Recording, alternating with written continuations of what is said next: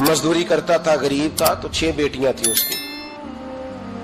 हजरत साहब के पास रोज आके कहता, हुजूर बच्चियों के लिए दुआ करें, अल्लाह कोई असबाब पैदा कर दे। एक बच्ची की शादी का खर्चा 1000 दिनार है और मैं गरीब हूं। हजरत साहब दुआ कर देते।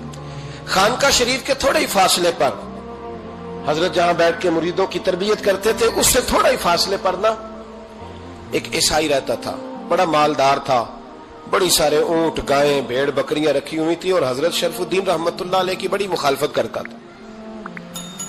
और ये जो आपका गरीब मुरीद था, ये उसका पड़ोसी था। एक दिन बुला के ना उनको कहने लगा कि तू किधर जाके जो है वो टकरे मार रहा है, वहां से कुछ नहीं मिलने वाला। वो तुझे क्या देंगे जिनकी खानका खुद चंदे पे चलती है, मदरसा चंदे पे चलता है, मस्जिद चंदे पे चलती है, तेरी बेटी का मामला कहां हल होगा? तो उस दरवेश ने कहा कि तू मेरे पीर को नहीं जानता, तू अजय मेरा महबूब नहीं डिठा, तो पता नहीं ना, तू इस रास्ते का मुसाफिर नहीं, तू नहीं जानता। उनका बस चले ना तो वो हर कीमत में मेरी बेटियों की शादी करा दे। अब वो ईसाई था, कहने लगा अच्छा चलो ठीक है, अगर इतनी बात है ना तो जाओ उनसे जाके कह दो कि 6 साल के लिए मेरे साथ मुआहदा कर लें, तो मेरे जानवरों को चारा डाल दिया करे, 6 साल ड्यूटी करे, मैं 6000 दिनार दे देता हूं। वो मेरे साथ 6 साल मेरे जानवरों को चारा डाले, रखते हैं ना आप चारा डालने के लिए एडवांस पैसे दे के। अब तो लोग उन्हें भी गुलाम ही बना लेते हैं, बड़ी थोड़ी तनख्वाह देते हैं, जुल्म करते हैं, पूरा मुआवजा नहीं देते। हजरत शेख शरफुद्दीन के बारे में वो कहने लगा, जब अपने पीर से जाके कह के मेरे जानवरों को 6 साल चारा डाले, मैं 6000 दे देता हूं, तू जो कहता है हर कीमत पे जाने को तैयार है। उसने जब ये बात की तो मुरीद ने नाराज हो गया, वो लड़ाई हो गई, गिरबान पकड़ लिया, झगड़ा हुआ, बात बड़ी दूर गई। इस तरह की बात करता मेरे हजरत के बारे में, तेरे जैसे कई मैं वहां काम पे रखा दूं। जब वो बड़ी बहस हुई, बात मोहल्ले में, इलाके में फैल गई, दुनिया ने सुन ली, तो शेख शरफुद्दीन तक भी पहुंच गई। इस तरह झगड़ा हुआ है। लोग सो गए इशा की नमाज के बाद। हजरत साहब ने ना सर पे कपड़ा लिया, उस ईसाई के दरवाजे पे दस्तक दी, वो बाहर आया, फरमाने लगे लोग तो सोच समझ के मुलाजम रखते हैं, तूने भी तो सोच ही लिया होगा, तभी तो मुझे ऑफर की है, तू अपनी ऑफर पे कायम है, वाकई मुझे रख लेगा और 6000 दिनार दे देगा? कहने लगा जा बाबा काम कर अपना। फरमाया नहीं, तूने इतने लोगों में बात की, इतनी बहस हुई, तो कायम है? कहने लगा मैं तो कायम हूं, पर आपने नहीं कायम रहना। फरमाया मैं सोच समझ के आया हूं। उसने कहा आप ड्यूटी करेंगे, भैंसों को चारा डालेंगे? फरमाया एक शर्त, बस जब अजान हो जाए ना तो मुझे रब की नमाज पढ़ने की इजाजत दे देना, बाकी सुबह शाम जो तू कहेगा। अगर उस गरीब की बेटियां ब्याही जाए तो मुझे और क्या चाहिए? उसकी 6 बेटियों का बोझ है उसके सर पे, तू मुझे रख ले। अल्लाह अकबर। वो कहने लगा चले पे मेरे साथ खते बंदगी कर ले। आजकल हम स्टाम्प करते हैं, उस जमाने में खते बंदगी होता था, गुलामी का खत, काजी शहर के पास, यानी उसका ख्याल था कि चलो स्टाम्प की बात करूंगा तो भाग जाएंगे। फरमाया चल मैं तैयार हूं। काजी तक गए, तय हो गया, 6000 दिनार दे दिए। हजरत ने मुरीद को बुलाया, फरमाया पुत्र ये ले जा मेरी बेटियों को रवाना कर दे। कहने लगा हुजूर ये क्या कर रहे हो आप, कुछ सोचे? फरमाया यार जब तुझे बेटा बना लिया तो फिर मेरी पोतियां तो लगती हैं ना, मेरा हक तो बनता है ना, जाके ड्यूटी कर, उनको ब्याह दे। बात फैल गई, बादशाह भी अकीदतमंद था, वो 12000 दिनार लेके पहुंचा। क्या बताऊं इन रब के बंदों का दिल कैसा होता है, क्या दर्द होता है, क्या रंग। 12000 दिनार लेके बादशाह आया और आके हजरत को पेश किए, का हुजूर आप दें इस ईसाई को डबल दें और जाए काम करें। आप फरमाने लगे तू पैसे दे, शर्तें ना लगा, मेरा जहां दिल करेगा मैं खर्च करूंगा, मुझे तो मजा ही अब आने लगा है, अभी तो लुत्फ आ रहा है, अभी तो जायका आया है कुछ करने का, पैसे देने या तो दे, पाबंदी ना लगा, जहां मेरा दिल करेगा मैं। उसने कहा हुजूर ठीक है रख ले। हजरत ने फजर मस्जिद में पढ़ी, जेब में 12000 दिनार थे, ऐलान फरमाया भी किसी और की बेटी भी बैठी है तो पैसे मेरे पास है। वो 12000 दिनार भी बांट दिया और 12000 दिनार बांट के ना तो फिर चले गए खेत में चारा काटने। उस ईसाई को किसी ने बतलाया कि उनके पास तो 12000 आया है, पर तुझसे जान नहीं छुड़ाई उन्होंने, वादा ये हुआ था कि 6 देंगे तो जाएंगे, जब तक देंगे नहीं तेरे घर में काम करेंगे। वो ना चारा काट रहे थे, हजरत साहब तो वहां पहुंच गया, दूर जाके खड़ा हो गया, कहने लगा बाबा पहले तो मैंने मुसलमानों के इखलाक सुने थे, अब तो मैंने देख भी लिए, پر یہ بتا جب 12,000 آیا تھا جان کیوں نہیں چھڑائی؟ تو حضرت چارہ کاٹتے کاٹتے رو پڑے، فرمانے لگے تو نہیں نہ جانتا یہ بیٹیاں سانجی ہوتی ہیں، پتہ نہیں نا؟ میرے رسول پاک نے تو حاتم تائی کی بیٹی کے سر پہ کپڑا رکھ کے کہا تھا بیٹیاں برابر ہوتی ہیں، تو یہ نہیں پتا جب اس کی 6 بیٹیوں کی شادی ہوئی ہے میرے اندر روحانیت کتنی بڑی ہے۔ فرمایا پھر 12,000 آیا ہے تو 2-4 بچیاں پھر گئی ہیں، تو یہ نہیں پتا میں اندر سے راضی کتنا ہوں، میں تیری نوکری کرتا رہوں گا، پتہ نہیں اللہ کتنی بیٹیوں کو بیاہ دے گا۔ اتنا رویا وہ عیسائی کے پیروں میں بیٹھ گیا، کہنے لگا بابا میں نے تیری مخالفت کی ہے پر تیرے قریب آ کے پتہ چلا ہے کہ تو بہت اونچے اخلاق کا مالک ہے، اور اگر تیرا یہ مقام ہے تو تجھے اخلاق سکھانے والے محمد عربی کی شان کتنی ہوگی۔ ظالم کی بولیے جاتے نہیں لوگ جھوٹے گواہ بن کے، وکیل صاحب کو نہیں پتا ہوتا کہ یہ بندہ مجرم ہے جو میرے پاس آیا، کیا مجرموں کے وکیل نہیں ہوتے؟ بولے تو اس کو پتہ نہیں ہوتا وکیل صاحب کو کہ یہ صاحب مجرم ہے، میرے پاس مقدمہ لے کے آئے، اور اگر بے ادبی نہ ہو جائے تو میرا خیال ہے قاضی عدالت کو بھی پتا ہوتا ہے کہ مجرم کون ہے اور مظلوم۔ میرے نبی پاک صلی اللہ علیہ وسلم نے اس قدر زیادہ سختی فرمائی اس مسئلے میں، فرمایا جس کو پتا تھا کہ فلاں آدمی ظالم ہے، ظلم کر رہا، پھر وہ ظالم کا گواہ بنا یا اس نے ظالم کی مدد کی، کتنی کی؟ شارحین لکھتے ہیں چاہے اس نے ایک جملہ بول کے کی، چاہے ایک، سارے بولیے، چاہے ایک غریب کو اس نے ظلم کیا تو کہتے ہیں علاج یہ سی، چاہے ایک جملہ بول کے کی، شارحین اس حدیث کی شرح میں لکھتے ہیں ایک جملہ بول کے چاہے مدد کی، جس بندے نے کسی ظالم کی مدد کی کسی مقدمے میں یا کسی صورت میں اور اسے پتا تھا یہ ظالم ہے، میرے نبی پاک صلی اللہ تعالی علیہ وسلم فرماتے ہیں اگر اس نے مدد کی، ابھی ظالم کی بات نہیں ہو رہی، ظالم کے مددگار کی بات ہو رہی، اگر کسی نے ظالم کی مدد کی تو حضور فرماتے ہیں خدا بھی اس سے بری و ذمہ ہے، رسول بھی اس سے بری و ذمہ ہے۔ سنبھال کے رکھے اپنی نمازیں، قربانیاں، حج، زکوٰۃ سنبھال کے رکھے۔ اگر ظالموں کا مددگار ہے، الیکشن آ لینے دے، آپ کو نظر آ جائے گا کون کون ظالموں کا مددگار ہے، نظر آ جائے گا۔ اپنی جیب سے لوگ پیسے دے کے ظالموں کی مدد کریں گے، ان کے فلیکس چھپوائیں گے، بورڈ لگوائیں گے، جیبوں سے پیسے دیں گے۔ ہم نے خود آگ لگائی ہے چمن میں اپنے، بے سبب گردشی ایام کو الزام نہ دو، ہم نے خود نور کا ظلمت سے کیا ہے سودا، کر کے توہین سحر شام کو الزام نہ دو۔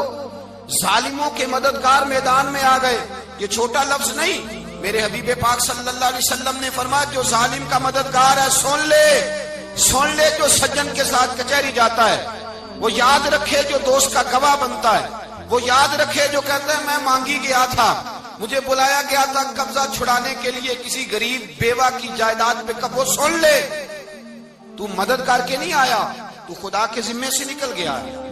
رسول پاک نے فرمایا تیرا میرا تعلق ختم ہو گیا، تو ظالم کا مددگار ہو گیا، پھر تو کہتا میں بے چین ہوں، میں بے قرار ہوں، میں آزمائش کا شکار ہوں، پلٹ کے دیکھ تو صحیح تیرا گناہ کتنا بڑا ہے۔ میرے نبی پاک صلی اللہ علیہ وسلم کا ایک اور فرمان سن لیں، ابن ماجہ ابو داؤد میں موجود ہے، اس حدیث کو آپ نے یاد کر لینا ہے، کر لیں گے انشاءاللہ، سارے کہیے انشاءاللہ، کر لیں گے یاد۔ حضور صلی اللہ علیہ وسلم نے فرمایا اگر تو ظالم کی مدد کرے گا نا، یہ لفظ دل کی تختی پہ لکھ لینا، یہ مکافات عمل ہے، مکافات عمل دنیا، ادھر کرو گے تو ادھر بھرو گے۔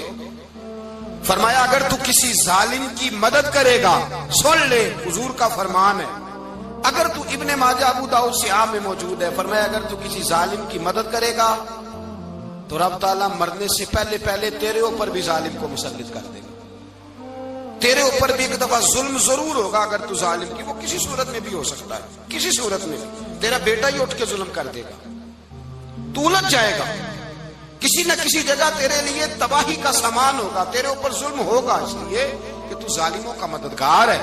چاہیے یہ تھا کہ تو مظلوم کی مدد کرتا، انسانی ایمانی یقین کا فریضہ سر انجام دیتا، تو ظالموں کا مددگار ہو گیا۔ ٹٹول کے دیکھ لیں، رزلٹ نکال کے دیکھ لیں، ہمارے زمانے میں ظالموں کے مددگار زیادہ ہیں، اتنی لمبی زبانیں نکال کے ظالموں کی مدد کرتے ہیں، بڑے بڑے کالم نویس اللہ نے انہیں قدرت دی لکھنے کی، تو اپنا قلم ظالموں کی مدد میں خرچ کرتے ہیں، وہ لوگ جن کو اللہ تبارک و تعالیٰ نے قدرت دی، ہمت دی، طاقت دی، کچھ لوگ ان کے حلقہ احباب میں وہ اپنے لوگوں کو استعمال کر کے ظالموں کی مدد کرتے ہیں، ظالموں کی مدد کرتے ہیں۔ میرے نبی کریم سید عالم نور مجسم صلی اللہ علیہ وسلم نے فرمایا اگر تو نے ظالم کی مدد کی تو جب تک تو توبہ نہیں کرے گا رب تجھ سے ناراض ہی رہے گا۔ اللہ تجھ سے، او بھائی جس سے رب بھی ناراض ہو گیا، نہ کھانا نہ پینا نہ سونا نہ جاگنا نہ نیند، پھر تیری ہر چیز تیرے لیے آزمائش ہو جائے گی، پھر تیرا سایہ بھی تیرے لیے خوف کا سامان بنے گا، پھر زندگی جیتی جاگتی لاش بن جائے گی، تو اپنے کندھوں پر اپنی میت اٹھائے پھرے گا جب تو ظالم کا مددگار ہوگا۔ اور نبی پاک صلی اللہ علیہ وسلم نے فرمایا ظالموں کا مددگار بھی ظالم ہوتا ہے، ظالموں کا مددگار بھی، سارے بولے ظالموں کا مددگار بھی نہیں، کو نہیں، آپ سارے نہیں بولے، ایک دفعہ بولے ظالموں کا مددگار بھی، پکی بات ہے، ظالموں کا مددگار بھی۔ اللہ اکبر، جس کا یارانہ ہو، جس کا دوستانہ ہو، جو کہے میں نے نا اس کو اوکھے ویلے کے لیے ظالم کو یاد رکھا ہوا ہے، کبھی مشکل میں رکھے نہیں ہوئے لوگوں نے ظالم دوست، کہتے میں نے رکھے ہوئے ہیں، بلکہ ہمارے دیہات میں تو کہتے ہیں میں نے بازو بنائے ہوئے ہیں۔ کس کو بازو بنا لیا؟ ظالم بھی کبھی بازو ہوتا ہے، جو ظلم کی تلوار لیے میدان میں کھڑا ہے۔ قارون، حامان، فرعون، نمرود کا حال نہیں لوگوں نے دیکھا؟ اپنے زمانے میں آپ نے کتنے لوگ نہیں دیکھے جن کے سائے سے، آواز سے لوگ کانپتے تھے؟ پھر پولیس کی گاڑیوں میں وہ اس طرح مردہ پڑے کہ دنیا نے تماشا دیکھا ان کا۔ یہ رنگ ہم نے دیکھے نہیں اپنے آنکھوں سے۔ فرمایا ظالم کا مددگار بھی، جو کار میں بٹھا کے لے کے گیا وہ بھی ظالم، جس نے چائے پلائی وہ بھی، جس شخص نے کھانا کھلایا وہ بھی، جو کچہری تک ساتھ گیا وہ بھی، جس نے فلیکس کے نیچے بڑے شرابی کے نیچے چھوٹی اپنی فوٹو لگائی وہ بھی، جو ووٹ کی پرچی ڈالنے گیا وہ بھی۔ کہہ دینا باہر نکل کے کہ حضرت صاحب نے سیاسی تقریر کی ہے، کہہ دینا، پر بات تو سچی ہے نا۔ خو کرے ہم تو سے تھوڑا سا گلا بھی سن لے، خو کرے ہم تو سے تھوڑا سا بھی گلا۔ امام مالک کے پاس ایک بندہ آیا، اس نے کہا حضور میں درزی ہوں، ایک ظالم بادشاہ مجھ سے کپڑے سلواتا ہے، میں تو ظالموں کا مددگار نہیں نا۔ ایک ظالم بادشاہ مجھ سے، حضور میں تو مددگار نہیں نا ظالموں کا، جو فرمایا ظالموں کا مددگار بھی ظالم ہوتا ہے، تو کپڑے لے کے آتا ہے میں سی کے دے دیتا ہوں، ذمہ داری نہیں۔ یہ ایک آدمی دکاندار ہے، اس سے کوئی بندہ چیز خریدنے آئے گا تو تھوڑی کہے گا میں نے نہیں دینی، تو دے گا۔ کوئی بندہ اگر کسی شخص سے کوئی کام کہتا ہے جو اس کی فیلڈ ہے، اس کا شعبہ ہے، اس کا معاش کا وہ سلسلہ ہے، کہتے ہیں یا رسول اللہ صلی اللہ علیہ وسلم ظالموں کا مددگار بھی ظالم، حضور نے فرما دیا۔ تو امام مالک سے بندے نے مسئلہ پوچھا، دل کی تختی پہ لکھنے والی باتیں ہیں، کہا حضور میں درزی ہوں، ظالم کپڑے سلواتے ہیں، میں تو مددگار نہیں نا۔ امام صاحب کہنے لگے نہیں، مددگار تو وہ ہوگا جو تجھے سوئی دھاگا فراہم کرے گا، تو پورے کپڑے سی کے دیتا ہے، تو خود بہت بڑا ظالم ہے، تو پورے سوٹ سی کے دیتا ہے، تو بہت بڑا ظالم خود ہے۔ مددگار تو وہ ہوگا جو تجھے دھاگا دے گا، جو تجھے بٹن دے گا، جو تجھے نلکی دے گا۔ جو ظالم سے اتنی نفرت، ظلم کر کے بندہ ہے، یہاں تو ہمارے زمانے میں ہیرو بن جاتے ہیں لوگ، ظالم ہیرو ہے، لوگ اس سے ڈرتے پھرتے ہیں، گھومتے پھرتے ہیں، اور بہت سارے کم مزاج لوگ اس کے پیچھے ہاتھ باندھ کے پھرتے ہیں۔ ظالموں کی مدد کرنا، ظالموں کے ساتھ رہنا، یہ ظلم ہے، ظلم، یہ زیادتی ہے۔ میرے نبی پاک صلی اللہ تعالی علیہ وآلہ وسلم نے ارشاد فرمایا یاد رکھو، رب فرماتا ہے میں مظلوم کی مدد ضرور کروں گا، چاہے جلدی کروں چاہے دیر سے کروں، میں مظلوم کی مدد۔ اور حضور صلی اللہ علیہ وسلم نے فرمایا ہے، حضرت معاذ بن جبل کہتے ہیں حضور نے مجھے یمن کا گورنر بنایا، جب میں جانے لگا نا تو حضور نے بڑی نصیحتیں کی، بخاری میں موجود ہے، فرماتے ہیں جب میں پلٹنے لگا تو میرے رسول نے فرمایا معاذ ایک منٹ ٹھہر جا، ایک بات میری یاد رکھنا، اس کو نہ بھولنا۔ کہا حضور کیا؟ فرمایا دیکھنا کسی پہ ظلم نہ کر بیٹھنا، کہیں تجھ سے زیادتی نہ ہو جائے۔ محبوبہ پھر حضور نے فرمایا سن میرے معاذ، میں تجھے گورنر بنا رہا ہوں، زیادتی نہ کر بیٹھنا۔ یا رسول اللہ صلی اللہ علیہ وسلم کیا ہوتا ہے؟ تو میرے کریم نے فرمایا جب مظلوم دعا کے لیے ہاتھ اٹھاتا ہے تو عرش کا مالک کہتا ہے فرشتوں پیچھے ہٹ جاؤ، عرش کا مالک کہتا ہے فرشتوں پیچھے ہٹ جاؤ۔ حضرت سالبہ بن عبد الرحمن میرے کریم محبوب علیہ السلام کے صحابی ہیں، غریب ہیں، गुर्बत बड़ी आला चीज है, हाँ हाँ गरीबी बड़ी नेमत है, ये आजमाइश है, इसमें कोई शक नहीं। लेकिन कयामत वाले दिन पता चलेगा जब गरीब छलांग लगा के जन्नत में दाखिल हो जाएंगे। और अमीर तो खड़े हैं ना। मेरे नबी पाक ने हज़रत अब्दुर्रहमान इब्न औफ को, हुजूर सुबह सुबह उठे तो नबी पाक की आंखों में आंसू थे, फरमाया मेरे अब्दुर्रहमान बिन औफ को बुलाओ। हज़रत अब्दुर्रहमान बिन औफ आए तो हुजूर ने सीने से लगा लिया। नबी पाक खोल के रोए, या रसूलल्लाह हुजूर क्या हुआ? फरमाया अब्दुर्रहमान रात मैंने ख्वाब देखी है, सारे जन्नत में चले गए, तू पीछे रह गया, तू पीछे रह गया। मैं खड़ा तेरा इंतजार करता रहा, मैं तेरे बगैर जा नहीं सकता था। फिर तू आया है तो तू, तेरा सारा वजूद पसीने से भीगा हुआ था। हजरत अब्दुर्रहमान इब्न औफ तड़प के रोए, कदमों पे सर रहा, हुजूर मेरी गलती। फरमाया यार तेरे पास माल बड़ा है, तुझे हिसाब देते देते लेट हो गई, तेरे बैग खुल गए, तुझे हिसाब देना पड़ गया, तू लेट हो गया, तो मैं परेशान हो गया। हजरत अब्दुर्रहमान इब्न औफ ने 100 घोड़ा माल ऊपर रख के हजरत अब्दुर्रहमान ने हुजूर की बारगाह में पेश किया। कहा या रसूलल्लाह ये। और पता है एक दिन क्या हुआ? एक दिन सरकार के विसाले ज़ाहिरी के बाद हजरत अब्दुर्रहमान इब्न औफ नबी पाक के घर के दरवाजे के बाहर आके बैठ गए और यूं सर को पकड़ा हुआ रो रहे हैं।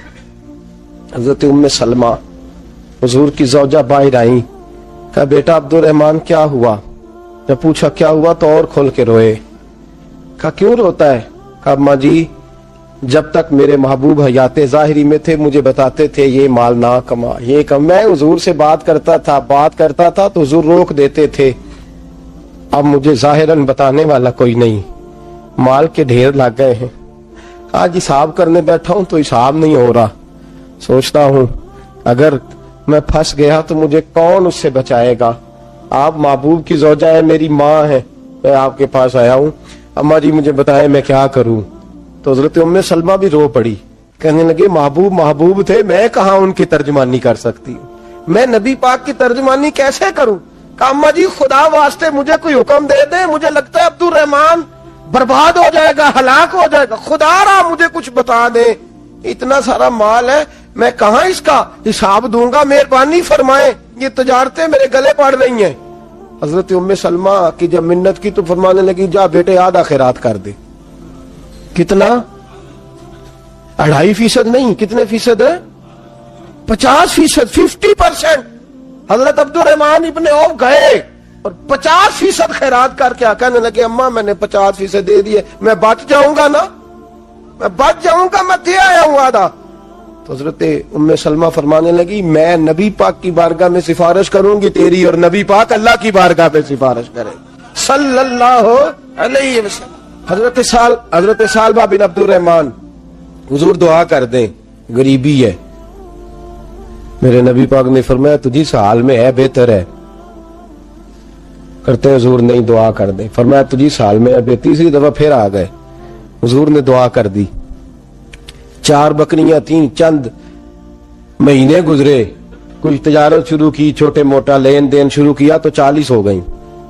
कुछ वक्त और गुजरा तो रेवड़ बन गया, फिर गायें भी आ गईं, फिर ऊंट भी आ गए, फिर लाइनें लग गई। फिर हर वक्त हुजूर के करीब बैठने को दिल करता था। अब लेन देन के मामलात थे, अब जरा तबीयत थोड़ी पीछे हटने लगी, थोड़ा दिल पीछे हटने लगा।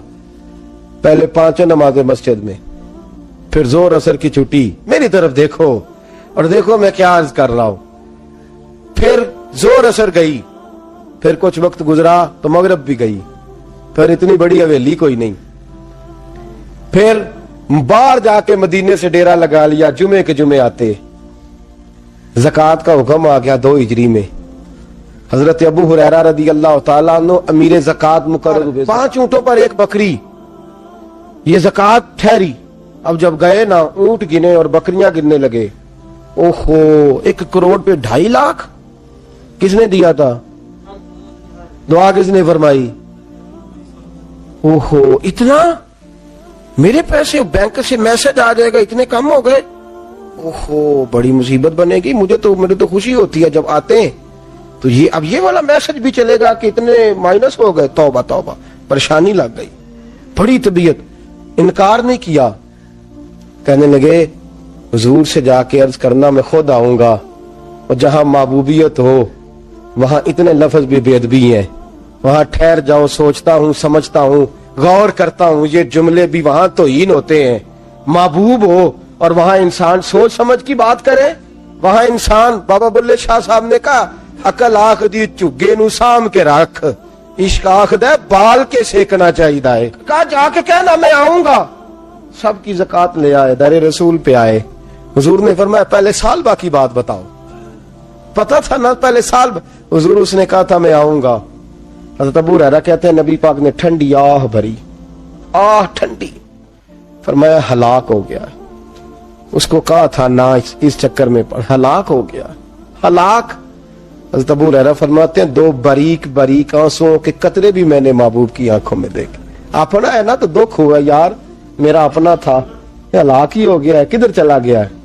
ان کو بھی بعد میں خیال آیا او ہو میں تو غریب تھا، یہ آیا کدھر سے تھا، میں تو غلامی رسول میں آتا گیا تو رب میری عزتیں بڑھاتا گیا، یہ میں کس چکر میں پڑ گیا۔ آئے لائنیں بکریوں کی لائے، حاضر کی، حضور وہ میں نے کہا تھا حضرت ابو ہریرہ سے میں خود آؤں گا، حضور میں خود لایا ہوں۔ فرمایا محبوب نے مجھے تو نہ بتا، میں تو سمجھتا ہوں، میں نے کہا تھا تو میں آ گیا ہوں۔ فرمایا چل اٹھا، دوڑ جا، لے جا۔ حضرت ابو ہریرہ فرماتے ہیں انکار محبوب نے سالبہ کو کیا، لیکن آنسو ابو بکر صدیق کے بھی نکل گئے۔ فرماتے ہیں درد عثمان غنی کو بھی ہونے لگا، تڑپ مولا علی بھی گئے۔ فرمایا جا لے جا، نہیں چاہیے تیرے پیسے۔ فرماتے ہیں سالبہ نے ہاتھ باندھے، کہا محبوبہ غلطی ہو گئی، حضور مجھے، فرمایا تجھے کہا نہ تیرے نہیں چاہیے، نکل جا۔ حضرت ابو ہریرہ فرماتے ہیں جب نبی پاک نے رخ پھیرا تو صحابہ کی زبانوں پہ بھی جاری ہو گیا یہ تو ہلاک ہو گیا۔ کہتے ہیں مدینے میں قحط پڑ گیا، محبوب نے فرمایا بلال تو بھی آج لا، ایک خشک چھوارا حضرت بلال کا قبول ہو گیا، لیکن سال بعد لائنیں لگی یا مال کی، فرمایا جا لے جا تیرا قبول نہیں ہے۔ فرماتے ہیں تڑپتے رہے ساری زندگی اور مال کو دیکھ دیکھ کے آہیں بھرتے رہے، لیکن کریم نے اس تجارت کو قبول، حضرت ابو بکر صدیق کے پاس آئے، سرکار کے وصال حضور قبول فرما لے۔ فرمایا ساری دنیا کا قبول ہے، جس کا میرے نبی نے قبول نہیں فرمایا میں کیسے قبول کر لوں۔ حضرت عمر فاروق کے پاس آئے، فرمایا نہ تیرا قبول نہیں۔ حضرت عثمان کے زمانے میں وصال ہو گیا۔ عزیز یاد رکھ تجارت وہ والی کر جو تجھے نجات دے، اس چکر میں نہ پڑ جا جو تجھے الجھا دے۔ قرآن مجید کی آیت آئی اقترب للناس حسابہم وہم فی غفلۃ موردون، لوگوں کا حساب قریب آ گیا ہے اور وہ ابھی بھی غفلت میں پڑے ہیں، ابھی بھی 2 کے 4 اور 4 کے 10 کر رہے ہیں، حساب کا وقت قریب آ گیا۔ حضرت انس آئے مسجد سے، ایک صحابی مکان بنا رہے تھے، جھونپڑی تعمیر کر رہے تھے۔ حضرت انس کو پریشان دیکھا، کہنے لگے انس خیر تو ہے، کوئی نئی آیت تو نہیں آئی؟ تو جناب انس کہنے لگے آیت تو آ گئی ہے، رب نے کہہ دیا کہ حساب قریب آ گیا، تیاری کر لو۔ جھونپڑی بنا رہے ہیں، محل نہیں، جھونپڑی بنا رہے تھے، ابھی دیوار کچی مکمل نہیں ہوئی تھی، ہاتھ جھاڑ دیے صحابی نے، ادھر رخ پھیرا تو حضرت انس کہنے لگے کہاں جا رہے ہو؟ کہنے لگے بھئی میں حساب نہیں دے سکتا، میں مصطفیٰ کے پاس جا رہا ہوں، میں نے نہیں دیوار بنانی، بس بھئی میری اس دور سے بس میں کوئی نہیں حساب دے سکتا، میں کمزور ہوں۔ میرے رسول کائنات صلی اللہ تعالی علیہ وسلم نے میرے دوستو تجارت کرو لیکن اس کو عبادت سمجھ کے کرو۔ اگر تمہیں چوک وہاں دکان پہ بیٹھے خدا بھول جاتا ہے اور سودا کرتے وقت رب رسول کی باتیں تمہیں بھول جاتی ہیں تو پھر تو تم وانتم موردون میں ہو، پھر تو تم غافل ہو۔ حضرت بشر حافی رحمت اللہ علیہ سے سارا زمانہ پیار کرتا تھا۔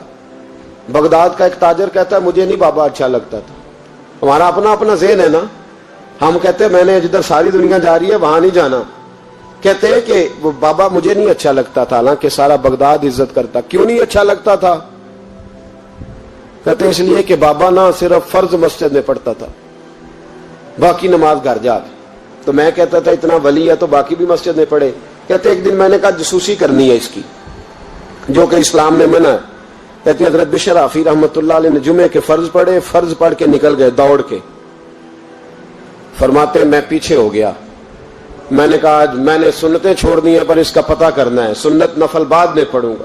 کہتے ہیں حضرت بشر حافی جلدی سے نا کہ کباب والی دکان پہ گئے، وہاں سے کباب خریدے، اور میں نے کہا بوڑھے کی عمر دیکھو اور اس کے ذائقے دیکھو، اس عمر میں بھی کباب کھائے گا، اوئے ہوئے مولوی کو روٹی نے ستایا تھا، اس لیے سنت اور نفل چھوڑ آیا ہے۔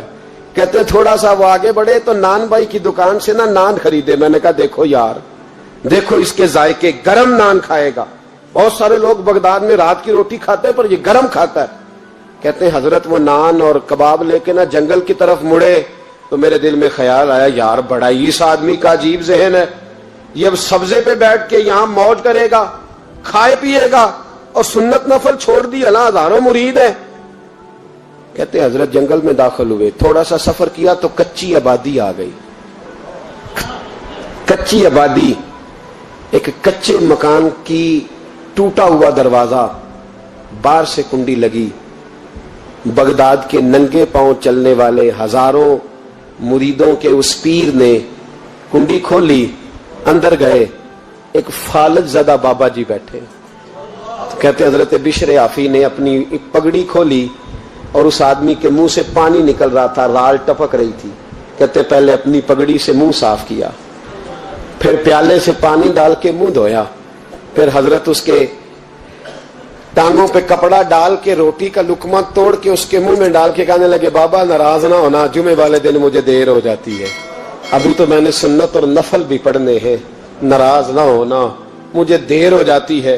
کہتے ہیں وہ بابا رو پڑا اور کہنے لگا بشر یار 14 سال ہو گئے تو روز آتا ہے.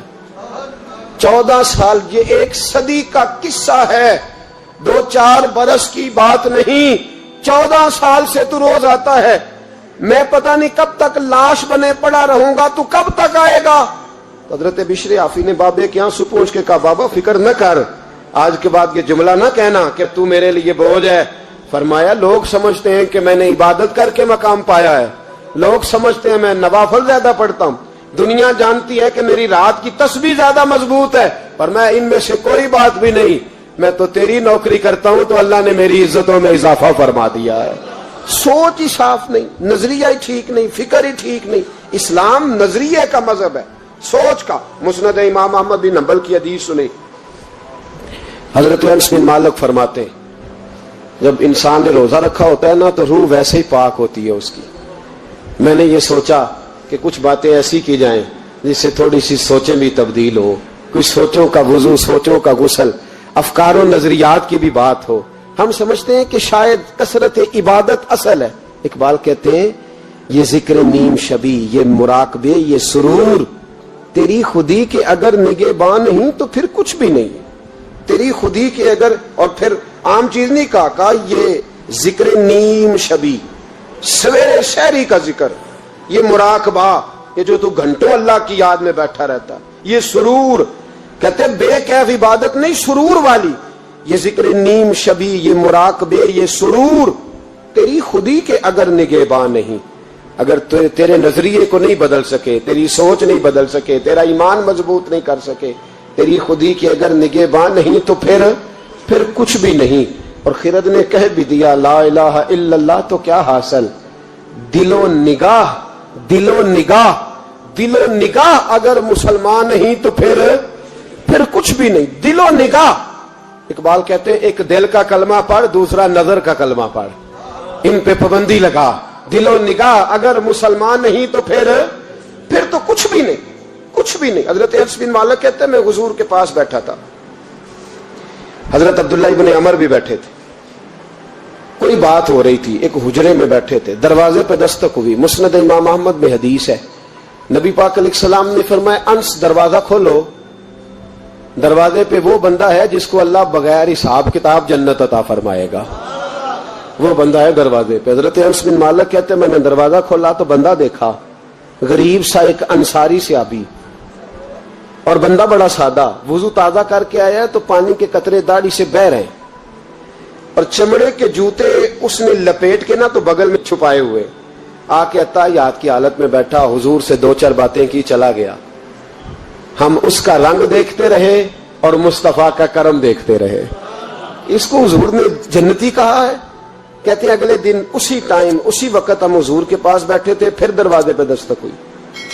حضور نے فرمایا دروازہ کھولو, دروازے پہ وہ بندہ ہے جسے اللہ بغیر حساب کتاب جنت عطا فرمائے گا, بغیر حساب. کہتے ہیں دروازہ کھولا اور جیسے ہی میری نظر پڑی, بندہ بھی وہی ہے جو کل آیا تھا اور انداز بھی وہی ہے جو کل تھا.